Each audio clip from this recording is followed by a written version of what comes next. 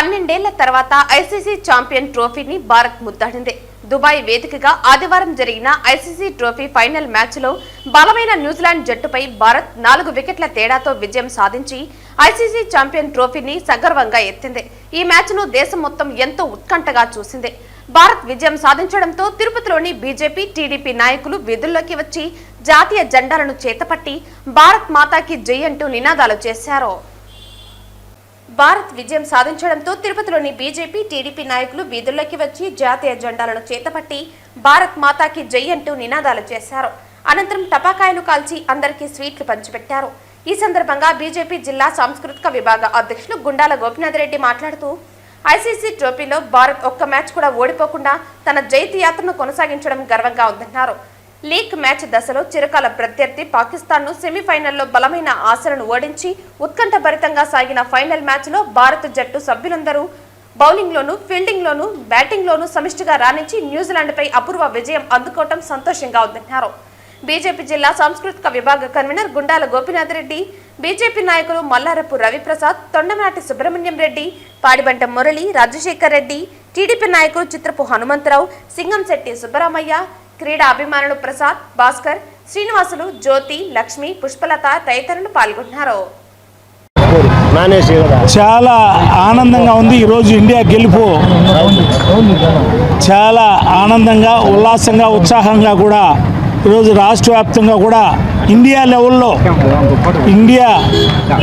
All India లెవెల్లో కూడా ఈరోజు పండగ వాతావరణం కనిపిస్తూ ఉంది.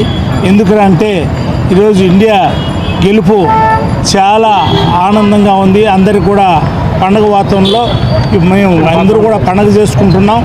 చెప్పడానికి అలివిగని విధంగా ఈరోజు చాలా సంతోషంగా ఉంది చెప్పని కూడా తెలియజేస్తూ ఈ అవకాశం ఇచ్చినటువంటి పెద్దలకు అందరూ కూడా ప్రత్యేక ధన్యవాదాలు తెలియజేసుకుంటూ సెలవు తీసుకుంటాం.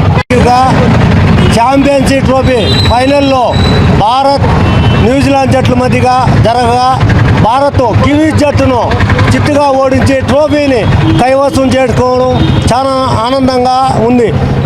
మొదట బ్యాటింగ్ చేసిన న్యూజిలాండ్ 50 ఓవర్లలో 7 వికెట్ల నష్టానికి 251 పరుగు చేయగా, తర్వాత బ్యాటింగ్ చేసిన ఇండియా 49 ఓవర్లలో లక్ష్యాన్ని చేరుకునింది. మన హిట్ మ్యాన్ 83 బంతుల్లో 76 పరుగులు చేయగా 7 ఫోర్లు 3 సిక్సర్లతో ధనాధన ఇన్నింగ్స్తో భారత విజయంలో కీలక పాత్ర వహించారు.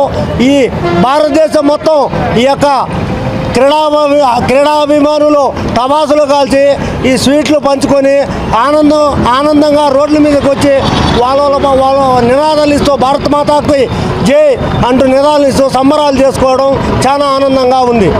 దుబాయ్లో జరిగినటువంటి క్రికెట్ మ్యాచ్లో, ఉత్కంఠభరితంగా జరిగినటువంటి మ్యాచ్లో విజయం సాధించినటువంటి ప్లేయర్లందరికీ కూడా భారత క్రీడాభిమానులందరి తరఫున వాళ్ళకి అభినందనలు తెలియజేస్తూ, రాబోయే ఉగాదిని ముందుగానే జరుపుకునే సంబరాలతో తిరుపతిలో ఈ కళాకారులు మరియు క్రీడాభిమానులు అందరూ చేరి ఈ స్థానిక రైల్వే స్టేషన్ జంక్షన్లో అభిమానులకు అందరూ కూడా స్వీట్లు పంచి బాణాసంచా కాల్చి పండుగ చేసుకోవడం జరిగింది. ఈ క్రీడాభిమానులందరికీ కూడా విజయం తెచ్చినటువంటి క్రీడాకారులందరికీ కూడా ధన్యవాదాలు. ఈరోజు దుబాయ్ వేదికగా ఐసీసీ ఛాంపియన్ ట్రోఫీ ఫైనల్కి ఇండియా చేరుకోవడం ఒక శుభసూచకం. చేరి న్యూజిలాండ్ని చిత్తుగా ఓడించడంలో కీలక పాత్ర పోషించిన రోహిత్ శర్మ గారికి మరియు శ్రేయస్ అయ్యర్ గారికి ప్రత్యేక కృతజ్ఞతలు తెలుపుకుంటూ, భారతదేశం గెలవగానే తిరుపతిలో గోవిందరాజుల స్వామి గుడి ప్రాంగణంలో అభిమానులందరూ ఒక తిరుపతి వాళ్ళే కాకుండా అందరూ కలిసి ఈ పండుగను జయప్రదం చేశారు.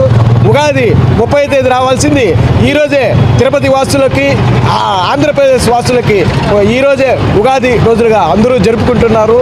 ఇందులో అందరూ కలిసి చేసుకోవడం చాలా అభినందనీయం. జై భారత్ మాతాకి జై.